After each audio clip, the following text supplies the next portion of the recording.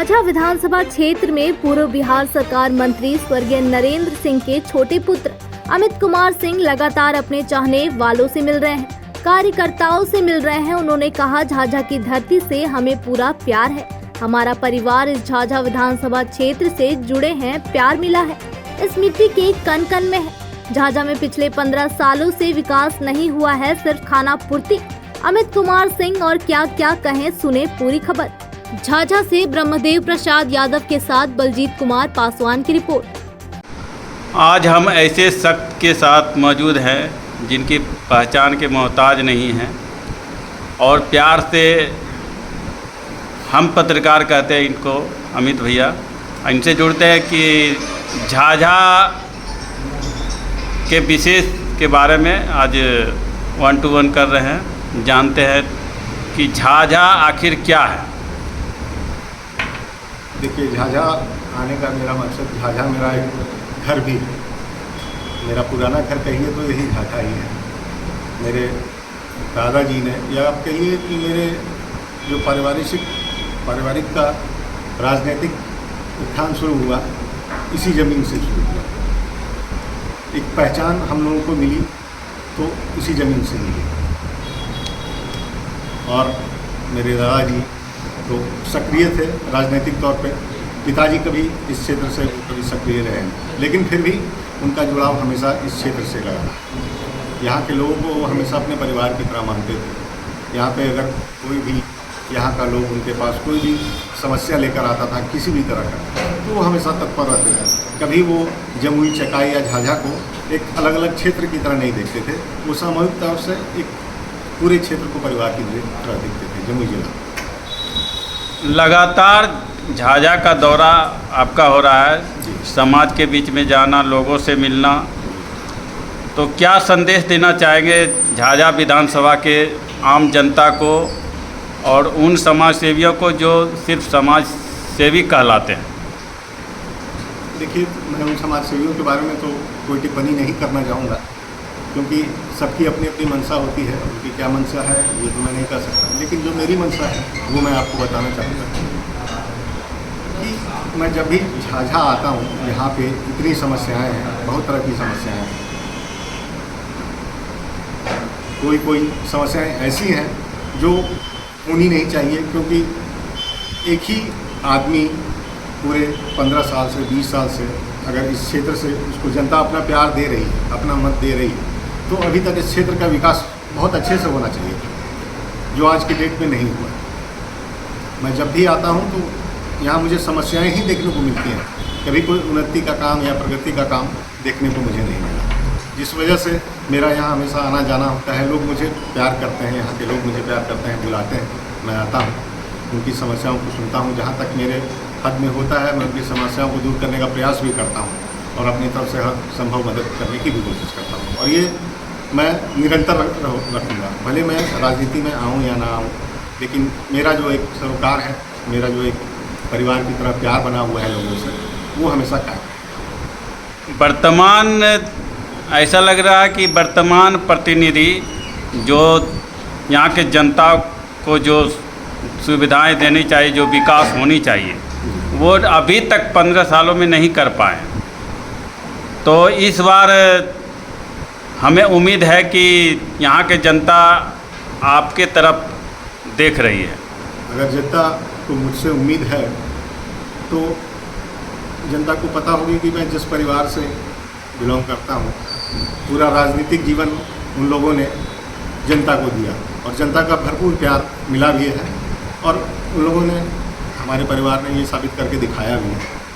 अगर मुझ पे ये भरोसा रखती है, ये उम्मीद रखती है, तो परिवर्तन देखने को मिलेगा। मैं नहीं बोलूँगा, मेरा काम हो जाएगा।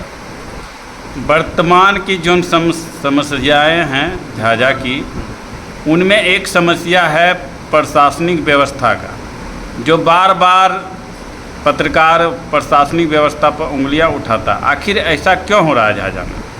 देखिए, ये तो चूँकि प्रशासन की तरफ से जो समस्या है, ये एक जांच की विषय है, ठीक है। इस बारे में जो भी अगर कुछ समस्याएं आती हैं या मेरे नॉलेज में आता है इस संदर्भ में, तो मैं बात करूंगा प्रशासन से, जो इनके अधिकारी हैं उनसे मैं बात करूंगा और बैठ के इसका एक हल निकालने की कोशिश करूंगा। और जो भी समस्याएं हैं उनको यही कोशिश रहेगी कि जितने जल्दी से जल्दी इस समस्या का भी निपटारा हो सके। झाझा विधानसभा क्षेत्र के आम जनता को क्या कहना चाहेंगे, क्या संदेश देंगे? झाझा की जनता को तो सबसे पहले मैं यही कहना चाहूँगा कि वो जागरूक हो, वो अपने वोट के कीमत को समझें, क्योंकि एक एक वोट बहुत कीमती होता है। उनका जो मताधिकार है वो बहुत बड़ी ताकत है, उस मताधिकार की ताकत को समझें।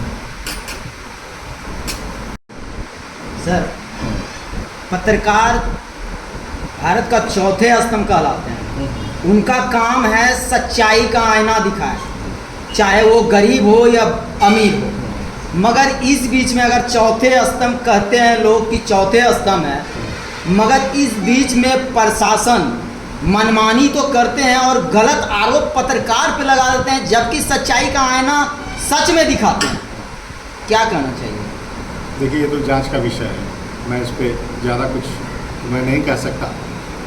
किसी पे आरोप लगा है तो उस आरोप का निराकरण होना चाहिए। सीधी सी बात है, अगर कोई किसी पे आरोप लगाता है तो उसको तथ्य और प्रमाण के तहत ही इस चीज़ को हल किया जा सकता है। अब आप कुछ बोल दें और वो कुछ बोल दें तो इस चीज़ को लेके मैं तो कोई अगर सच्चाई, अगर पत्रकार जांच होने के बाद अगर पत्रकार सच्चाई का साबित हो गया तो क्या जो उन पे आरोप लगाया उन्हें इस्तीफा दे सकते हैं या नहीं? या पत्रकार इस्तीफा दे दे या फिर जो प्रशासनिक आरोप लगाया वो दे दे?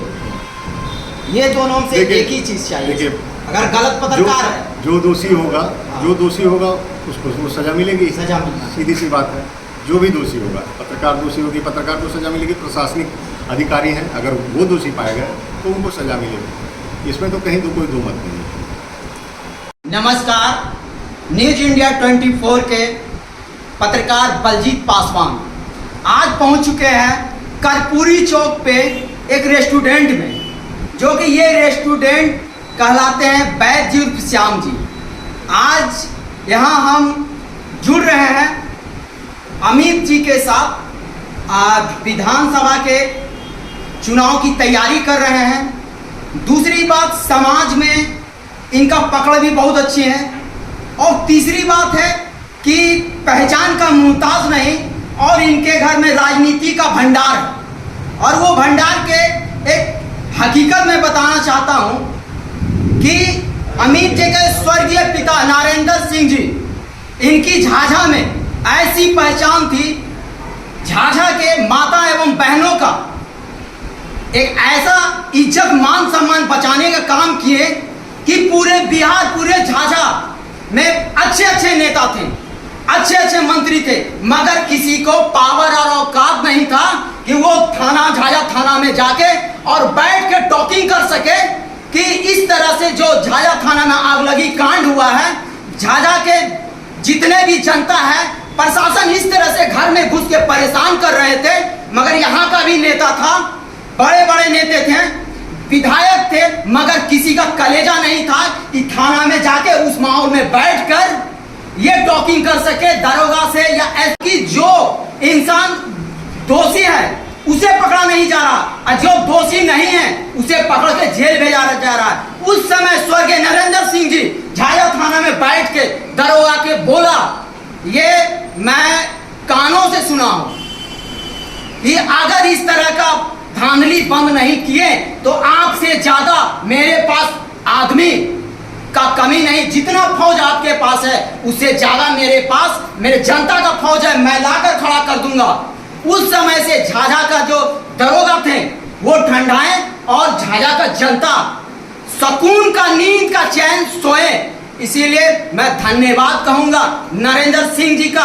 आज पुत्र जो अमित सिंह जी आए हैं, इन्हें पूरे झाझा का जनता दिल से आशीर्वाद आज भी दे रहे हैं और जब तक रहेंगे तब तक देंगे। चुनाव जीते या हारे उनसे मतलब रही है, उनके हित में रहेंगे हमेशा।